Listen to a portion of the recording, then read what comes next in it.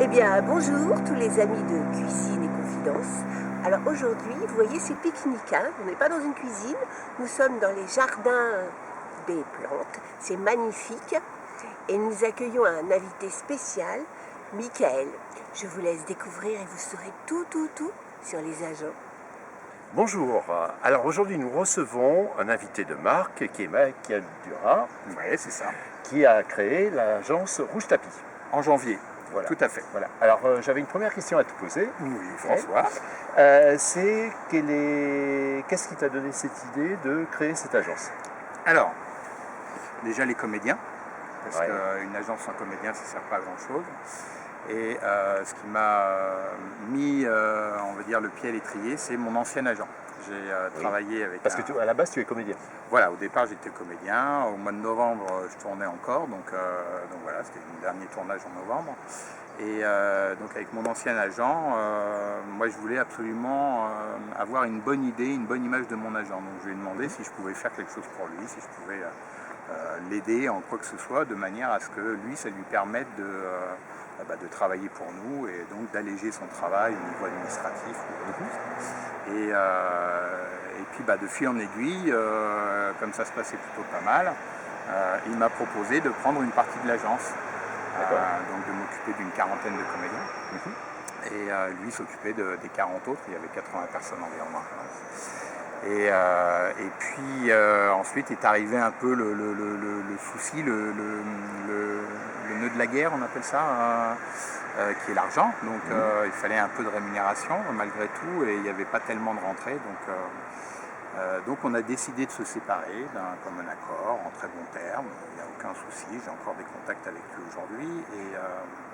Et puis ça me permettait moi aussi de pouvoir mettre en place une méthodologie par rapport aux talents que j'avais dans l'agence. Ce que je ne pouvais pas faire avant, puisque moi je partais du principe que c'était son agence à lui, et que si je faisais des démarches, c'était quand même en son nom. Et donc je n'avais pas la possibilité de vraiment donner la pleine mesure de ce que je voulais faire. D'accord. Ça me permettait de faire mes erreurs, d'apprendre sur mes erreurs et non pas d'être obligé de valider les erreurs de quelqu'un d'autre que je n'aurais pas assumé d'une certaine manière. Là au moins toutes mes erreurs je les assume. D'accord. Et est-ce que tu as le sentiment justement que faire sa place en tant qu'agent par rapport à des gros agents, un peu des poids lourds du métier, c'est difficile Oui, c'est difficile de toute façon, puisque eux ont accès à plein de choses. Eux, ils ont des leviers pour discuter avec les productions, qui sont leur tête d'affiche, ce que nous n'avons pas encore au sein de l'agence. Et c'est ça qui est malheureux, c'est qu'il y a de très très beaux profils dans l'agence. Et j'ai pas moi les moyens que les grosses boîtes ont, mais je pense que c'est à peu près pour tout le monde pareil, que tu montes une boîte dans l'informatique, dans n'importe quoi, à partir du moment où tu arrives, tu es obligé de faire un peu tes preuves. Les directeurs de casting ne te font pas automatiquement confiance tout de suite. Et, développer un réseau. Développer leur réseau, et c'est pour ça que moi je m'appuie beaucoup sur le réseau des talents. D'accord. C'est vrai que j'ai des jeunes donc qui commencent, donc comme ils commencent ils n'ont pas beaucoup de réseau, mais ils ont cette capacité à être jeunes et donc de pouvoir faire des propositions différentes aux agents qui peuvent rechercher de nouvelles têtes. Et ceux qui ont un peu plus de bouteilles donc ont un peu plus de réseau, donc du coup ça me permet de pouvoir entretenir une relation avec les directeurs de casting via les talents qui sont dans l'agence. D'accord. Et donc tu dis tu as quand même beaucoup de jeunes dans l'agence. Tu spécialises dans les jeunes profils ou... Non, je me spécialise pas. J'essaye d'abord de voir si j'ai des coups de cœur par rapport aux gens qui me proposent leur profil. Ça c'est très important. Au niveau de la photo, je fais la même démarche qu'un directeur de casting, je pense. C'est-à-dire que les photos sont très très importantes. Donc moi déjà je valide au niveau de la photo et puis après je valide au niveau de la bande démo. J'essaye de tout regarder, de tout lire ce qu'on m'envoie. Donc pour avoir le plus de matériel possible pour faire mon choix. Et ensuite la bande démo, c'est vrai que c'est très important parce que ça me permet de voir les gens en jeu. Bien sûr. Et donc de voir si je sens que je peux leur apporter quelque chose. L'idée étant vraiment que moi j'ai vraiment cette sensation de pouvoir les faire travailler à un moment donné. Si j'ai pas cette sensation-là parce qu'ils ont un profil un peu particulier, parce que je sens que c'est encore un petit peu vert au niveau du jeu, je leur dis, parce que moi je dis tout aux gens, même ceux que je prends pas, et je leur explique pourquoi je peux pas les prendre. Je sais que dans beaucoup d'agences on parle du nombre. Le nombre, c'est vrai que c'est un problème, malgré tout, les comédiens n'ont pas l'air de se rendre compte de ça, mais c'est vrai que c'est un problème. Là, pour le moment, nous on est 102 là, je viens de prendre la 103e là, aujourd'hui, donc ça fait quand même beaucoup de monde. Bien sûr. Mais c'est pas tant le nombre qui est dérangeant en fait, c'est la sensation de pouvoir se dire, si j'envoie cette personne-là en casting, je suis sûr qu'elle va laisser une bonne impression. D'accord. Voilà. Moi, à partir du moment où les 100 vont laisser une bonne impression au directeur de casting, moi que j'en ai 100, que j'en ai 150, c'est pas dérangeant. Et est-ce que tu as le sentiment justement que les directeurs de casting, les productions te demandent plutôt des profils jeunes par rapport à des profils un peu plus âgés? Alors oui, il y a beaucoup d'annonces pour des jeunes. Alors moi, que j'ai pas d'ailleurs souvent, parce que grosso modo, ça commence à 10-12 ans.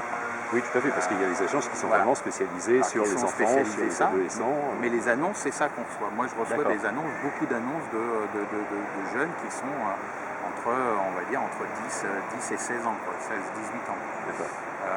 Moi, la plus jeune, elle a 19 ans. Malheureusement, elle n'en fait pas 19, elle fait un peu plus. Et j'ai des plus âgés qui ont 24, 25, 26 ans qui font un peu plus jeunes, mais ils ne font pas jeunes. Là, par exemple, ils demandaient une personne entre 16 et 20 ans pour des problèmes administratifs liés à l'AFDAS. Les autorisations, enfants, voilà. Tout à fait. Et donc une fois qu'ils ont au-dessus de 16 ans, c'est moins de problèmes pour eux. Et donc il fallait qu'elle fasse 16 ans à l'image. Moi j'ai des comédiennes, mais j'ai pas l'impression qu'elle fasse 16 ans à l'image. J'en ai envoyé 2 quand même. Tu noteras, Muriel. Et donc voilà, je verrai ce que ça fait, mais c'est vrai qu'il y a beaucoup d'annonces, beaucoup de projets où il y a des jeunes qui sont demandés. D'accord. Alors c'est simple, c'est que c'est des places à prendre en fait. Oui. Les créneaux au-dessus, les créneaux 25, 35, 45 ans, il y a déjà plein de gens, il y a des têtes d'affiche, il y a des gens qui sont connus, il y a des gens qui ont déjà fait plusieurs petits rôles que les directeurs de casting connaissent. Donc là, il y a moins d'annonces pour ces gens-là. Oui. Et c'est là où il y a le plus de peut-être personnes. aussi, c'est des agences qui sont implantées depuis plus longtemps. Il y a ça aussi. Qui effectivement donnent qui ont par des accords, qui ont pas des priorité, mais qui un petit peu. Voilà. Et justement, puisqu'on parle d'âge, est-ce que tu as le sentiment, on parle beaucoup du tunnel des 50 ans pour les femmes, est-ce que tu as ce sentiment-là justement par rapport aux comédiens hommes que tu peux avoir dans l'agence, que c'est beaucoup plus difficile pour une femme, disons, qui a entre 40 et 50 ans, de passer un casting, tout simplement, il n'y a pas de rôle, il n'y a pas d'annonce. Il n'y a rien d'écrit pour elle. Oui, non, mais tout à fait. C'est plus compliqué pour les femmes que pour les hommes, c'est évident. Je reçois. Alors, j'ai pas les chiffres en tête. Je vais d'ailleurs essayer de faire ça pour la soirée du vin, d'essayer d'avoir une vision un tout petit peu plus précise de tout ça.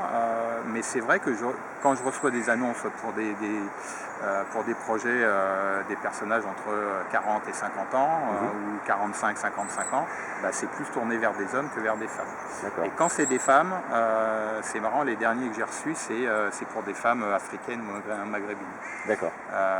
Les profils caucasiens sont moins demandés à ce moment-là. Ok, Michael. Alors la caméra, elle a une petite question. Oui. Donc Michael Durard, c'est le nom de votre agence?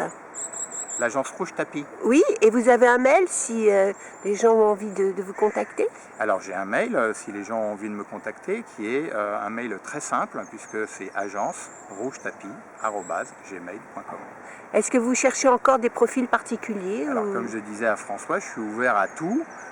C'est vraiment une question de coup de cœur maintenant. Vraiment, j'ai peut-être fait une erreur un peu au début, c'est-à-dire que j'ai vraiment ouvert parce que je cherchais des profils qui correspondaient aux annonces que je recevais.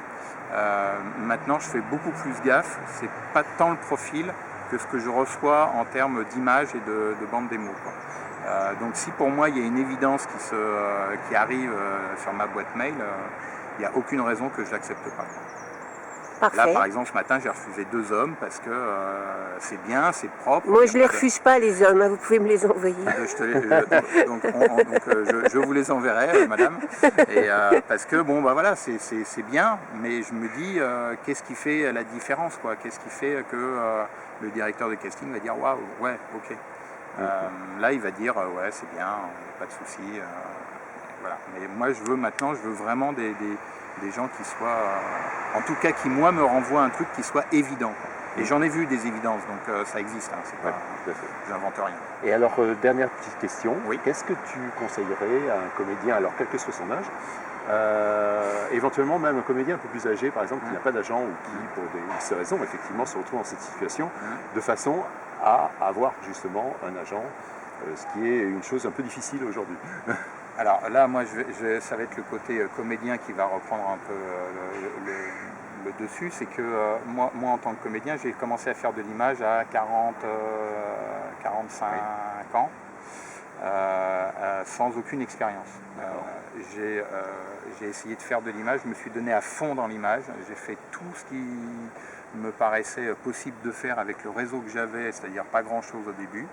Donc travailler avec les écoles, travailler sur des projets bénévoles, me faire connaître à droite, à gauche, envoyer au directeur de casting pour essayer déjà de créer quelque chose d'une émulation. Au bout d'un an et demi, quand j'avais une bande démo qui, moi, me satisfaisait sans être vraiment éclatante, j'ai commencé à démarcher les agents.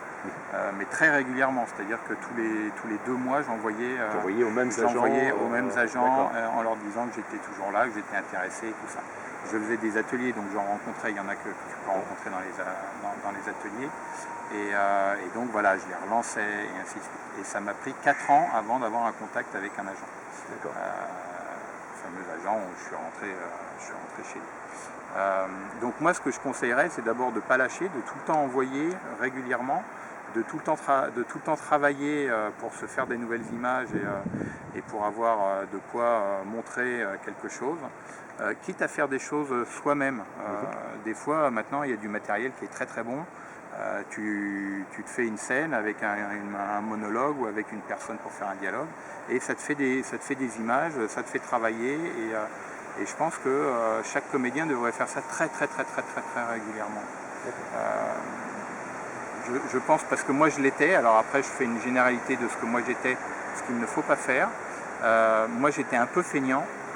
Et je sais que c'est pas quelque chose que je faisais. Aujourd'hui, je me rends compte qu'il faut le faire. Vraiment. Il faut tout le temps travailler. Il faut tout le temps essayer de créer quelque chose, même si au départ, tu as l'impression que ça va rien apporter. Ça va t'apporter, tu vas travailler, tu vas avoir des images et tu vas les proposer. Techniquement, il n'y a pas besoin de grand-chose. Peut-être, on parlait de micro-cravate tout à l'heure. Quand tu es dans un intérieur où effectivement c'était un petit micro-cravate, le son va être meilleur. Mais sinon, au niveau de l'image, il y a vraiment beaucoup de choses possibles. Donc faire ça. Et puis oui, les démarcher, essayer de les rencontrer. Moi, c'est pas quelque chose que j'ai fait en tant que comédien. Aujourd'hui, je sais que je sors un peu à droite et à gauche et que je peux être amené à rencontrer des gens. Donc c'est bien de rencontrer les gens. Et puis après, il faut pouvoir leur montrer des outils qui va permettre à l'agent de pouvoir travailler pour la personne. Donc voilà, les photos, la bande démo, en tout cas pour moi, c'est les deux outils très importants. Donc voilà. Et puis pour notre jeune agence, le réseau de la personne est aussi important. Ah, merci beaucoup. De rien, François, avec plaisir. Voilà. Bonne continuation. C'était tout. Donc vous avez entendu Michael et ses conseils pour les comédiens qui seraient à la recherche d'un agent ou qui se demandent comment procéder. À très bientôt. Muriel, c'est à toi pour conclure notre émission d'aujourd'hui. Eh bien, c'était très intéressant. Je pense que vous avez appris beaucoup de choses. Donc n'hésitez pas, envoyez vos coordonnées, un petit CV, des photos, une bande démo à Michael Durard. Et même si vous habitez la province, vous avez vu, maintenant on tourne à Montpellier, on tourne à Tourcoing, on tourne partout. Donc même si vous habitez la province, vous avez toutes vos chances.